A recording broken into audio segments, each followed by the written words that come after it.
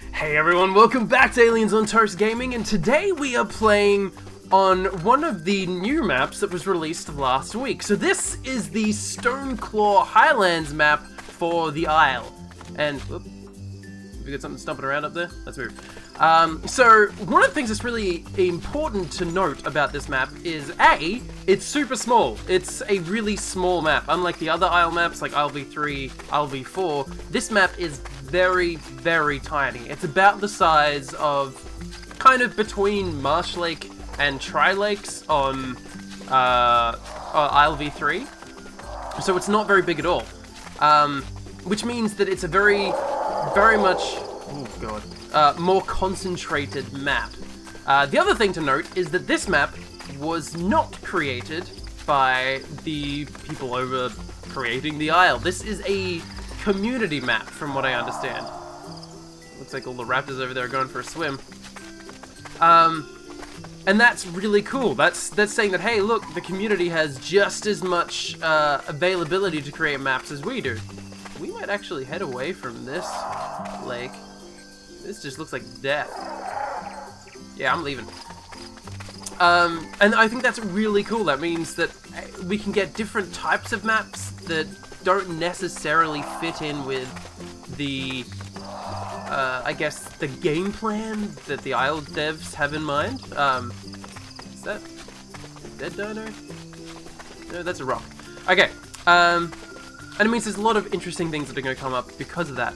Now, last week there were so many changes that happened, so many new things were added, that there's absolutely no way I'm going to be able to get through them in one video, but like the key things that happened in the last 2 weeks, I guess, is that A, modding tools became available, hence this map, and B, and this is not where I want to be, I want to be that way? Yeah, that way. And B is swimming animations and all that kind of stuff. The Avaceratops was released, so that's out. And I think that releasing these, well, I guess the major one is modding. Releasing these is that the Isle's survival side, so not necessarily sandbox, so the progression side of the Isle has kind of been revitalized. I mean, people want to survive on maps such as this, where there's a small area to hunt in. You're not so kind of sparsely populated, I guess. It's easier to hunt as a small carnivore. You're not completely reliant on the larger carnivores bringing something down and you just sneaking in a meal every now and again.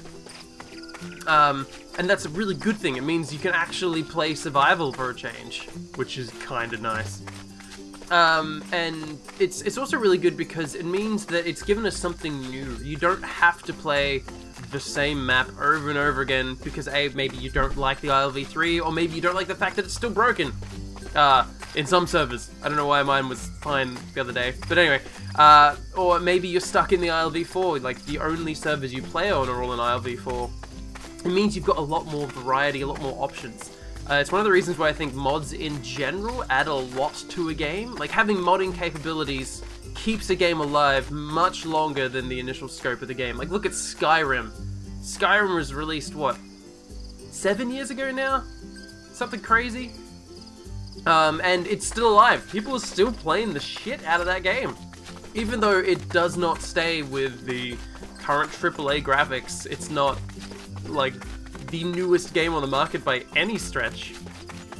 Because of the modding community, it's still very much a viable game to play. Same with Fallout. Like, even New Vegas and Fallout 3, like, the older Fallouts are still being played because of how accessible modding is in those games. I think Bethesda does a really good job of those, and I think a lot of games kind of need to model themselves a little bit after Bethesda. But enough about games, we're here to play the Isle. So, our goal is to get to Baryonyx, which isn't too difficult. We essentially just have to survive for long enough. I think it's an hour of real time on this particular server. But again, this is a very small map, so it's quite likely that we're going to get hunted during this episode, or at the very least, we're going to have to hunt something else or get the opportunity to hunt something else. And I was pretty sure I saw a corpse up here somewhere. Aha, yes I did. I saw a Utah corpse. Okay. Interesting to see that there's a dead Utah here. The question is what killed it, and it must have been killed pretty recently because, oh, there it goes. Because it hasn't been scavenged too much. I mean, it wasn't gone, essentially. And on a map this size, spotting corpses is not particularly difficult. It's very good for kind of scavenging dinos, such as the Ostro and Hera, and like the lower tier carnivores that can survive purely off running in, taking a bite of another carnivore's kill, and then getting out of there. So yeah, it means that there's something around here that killed that Utah raptor. So we should probably take it a little bit easier than we currently are. Okay, another thing we have to keep in mind when playing on this map is that there's very few places for small carnivores and small herbivores to hide. With the small herbivores, there's very few places for you to get progression plants, though they are on the server and on the map, the little yellow flowers. But you need to hunt around for those, and they're in very, very, very few amounts, small amounts. You get like maybe 3 or 4 kind of per clump of flowers, I guess. It's very small. So all of the small herbivores are probably going to be situated in that forest over there, close to the kind of rocky outcrops that we'll probably explore in a little bit. I was also quite wrong. This server has a really weird progression time. I thought it was an hour to get to Baryonyx. It's 20 minutes! That makes it way easier. I'm actually playing on one of the Till the End servers. This is the survival one. I played a bit on the sandbox one yesterday, but everyone seems pretty nice. So if you happen to see me on one of those servers, say hello.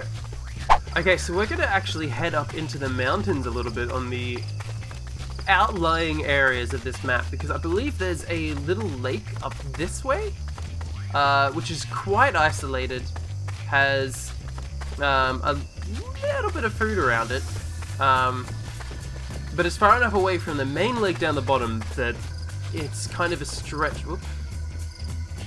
We've got a Barry over there, I think. Is that a baby Barry? I don't know. This is all sketchy.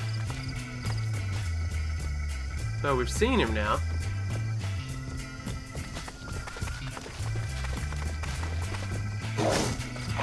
You idiot.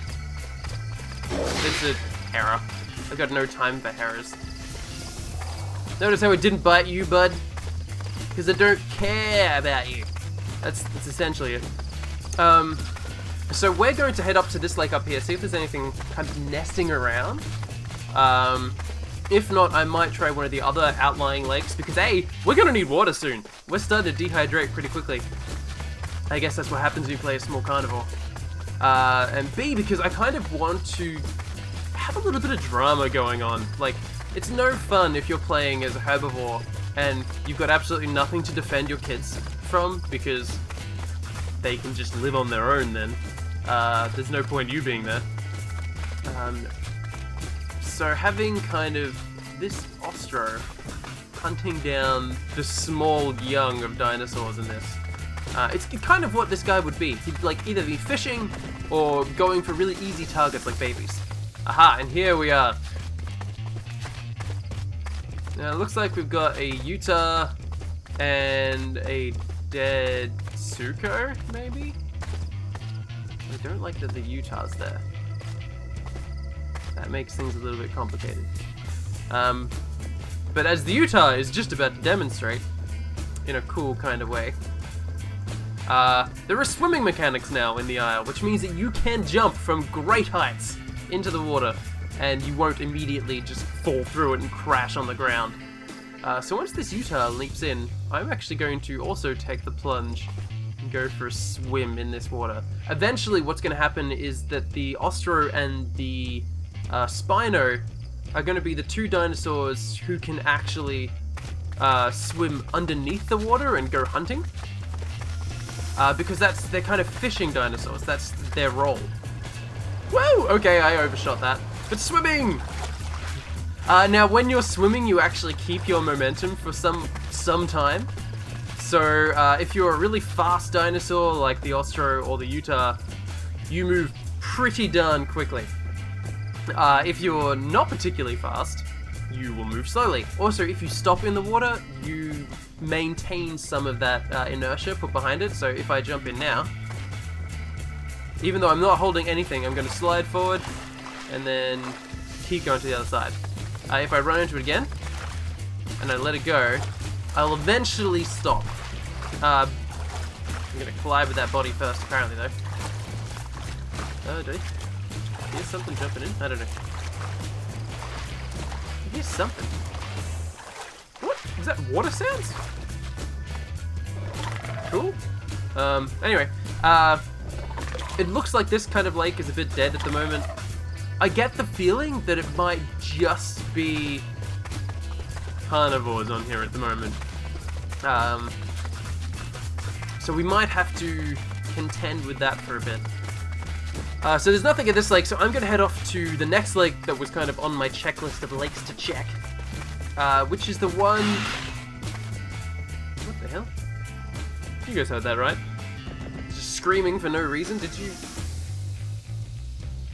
lose health? Yes. Why did you lose health? For what reason was your health lost? Odd. So, we're going to go to the next lake, which I believe... I don't know, I'm not too familiar with the map. It's near the little rock statue of a dude. It's a little hidden lake up there. And, we have ourselves a potential dinner. I think that's a Diablo. Yes, it is. So you might actually be too big for us to take on. But let's make it interesting anyway. I don't even think we pose much of a challenge. We can't cause any bleed, which means this guy can just run us down. So we just might leave him to canter along on his way.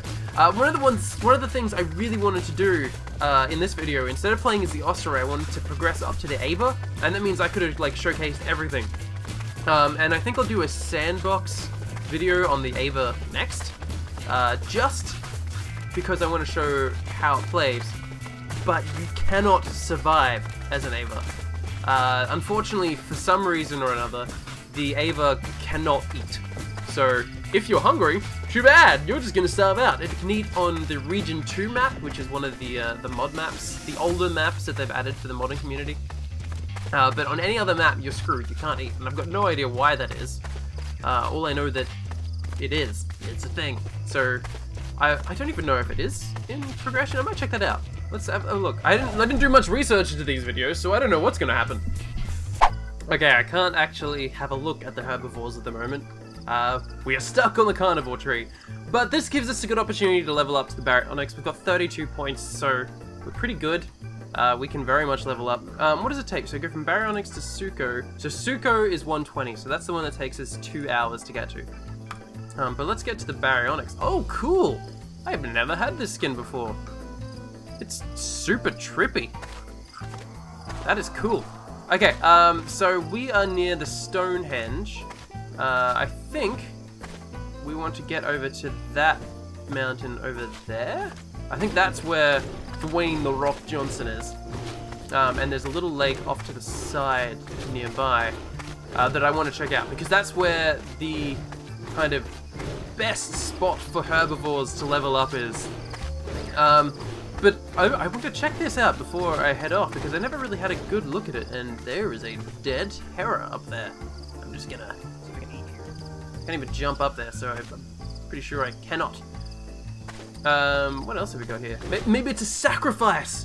Maybe that was a sacrificial Hera, and they're summoning the demon lords of dinosaur kind.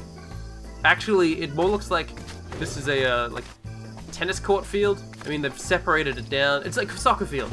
Like, this goal, you have to hit this one, and then you have to hit the Hero Rock over there, and we're gonna play Dino soccer. That's what this is for. It's very obvious. But let's head off before anything else bigger than us spawns around here. So we're gonna head up to that Dwayne the Rock up there. You'll see why I'm calling him that in a minute.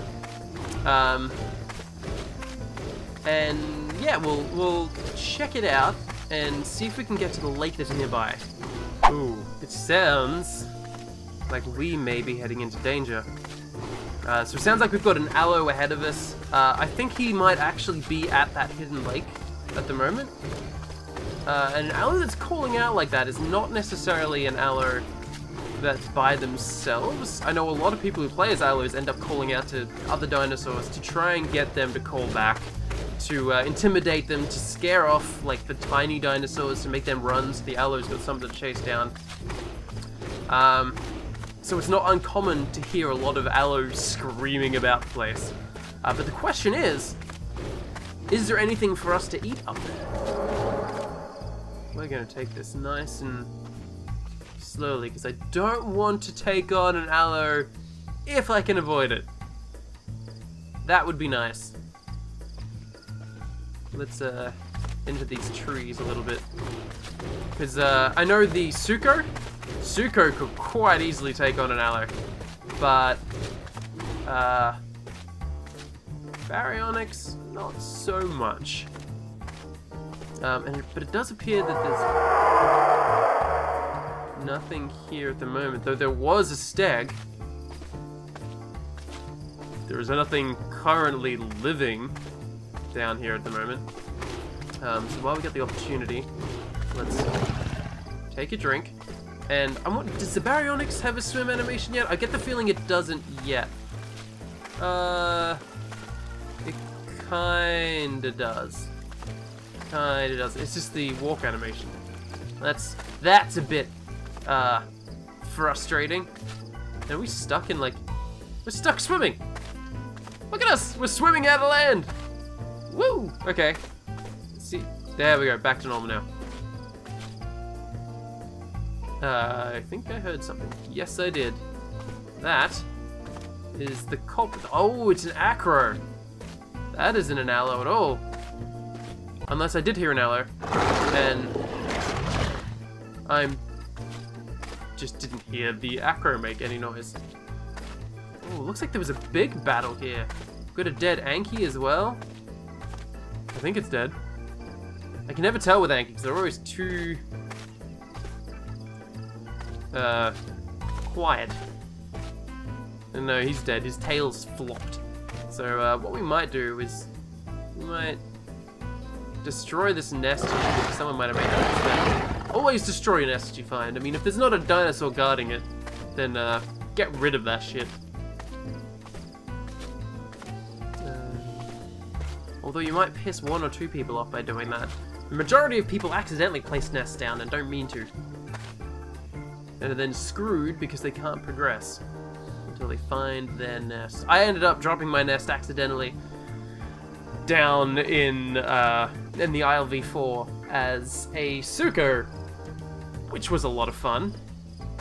And I didn't realize until I was halfway across the map that I'd stopped actually collecting progression points.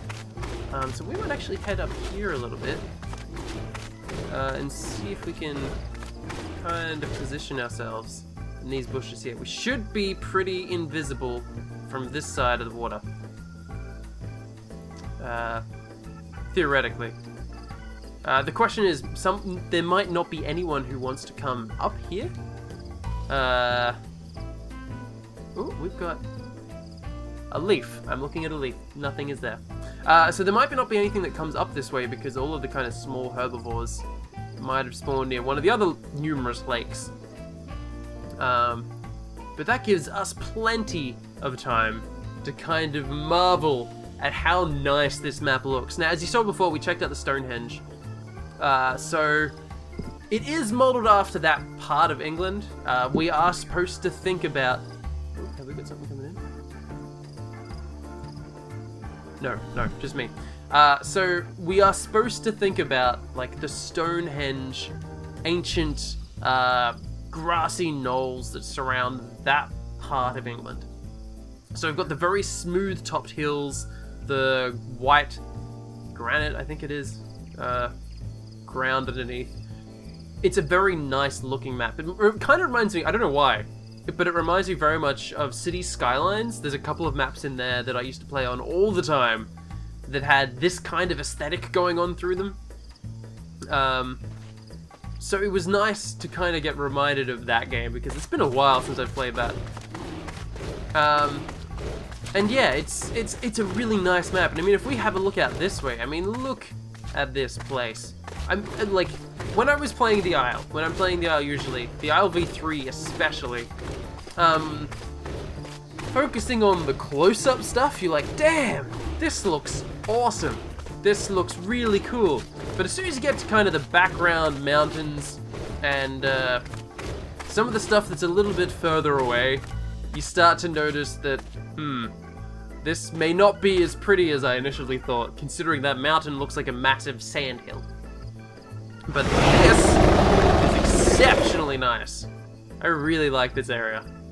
So what we might do now is I might actually go up and show you guys Dwayne "The Rock" Johnson. If we happen to find anything on the way up there, we'll see if we can take it out. Otherwise, we might just have a peaceful, chill-out sesh towards the end of this episode. We'll see how we go. When it's playing the Isle, you never really know what you're going to get into. Aha, here we go. We are getting closer to the dude now. So up on this hill up here is a great spot. I think it's the highest point on the map. And it's signified by this little rock sculpture of a little dude. I've got a friend I played with last night who called this Dwayne "The Rock" Johnson, and I think it's a great name for this guy. He's kind of just watching out over the rest of the Isle. Now, if you have a look in this direction, it might look like there is a lot of unexplored territory that way that we could go explore, but unfortunately, it is limited by an invisible wall. So, Dwayne "The Rock" Johnson, you are going to be the edge of our map today. Thank you for comforting us in this trying time. But next episode, what we're going to do is we're going to be the Suko. We are going to go hunting. Because we will have to, because on this particular server there is an apex limit. And the way they've enforced that apex limit is not by having, say, you're only allowed 3 apexes on at a time. No. It limits it by saying apexes are super, super expensive. So to get to the Spino, which is what we're going to be aiming for, we have to play as the Suko for 2,500 minutes. That is a lot of time. We have a lot of work ahead of us, and it's going to be fun playing on something new, something different, and as something dangerous. Playing as the Suko is probably one of my favorite times leveling up to get to the Spino was playing as the Suko. Because it can hold its own. And when we get to Suko on this map, we're going to be one of the top predators in this entire server, because there's going to be very few apexes that can challenge us. We've got the acros, but we're faster than an acro. We've got... Actually, that's it. We've got either acros or us. We're faster than acros, so we can outrun them and hunt down whatever kind of chills out around that middle section of the lake. We should be able to take most dinosaurs down and kind of stay by ourselves otherwise. But anyway, I'm going to end this episode here. Thank you very much for watching, everybody, and I will see you guys in the next episode. So thank you, and bye-bye!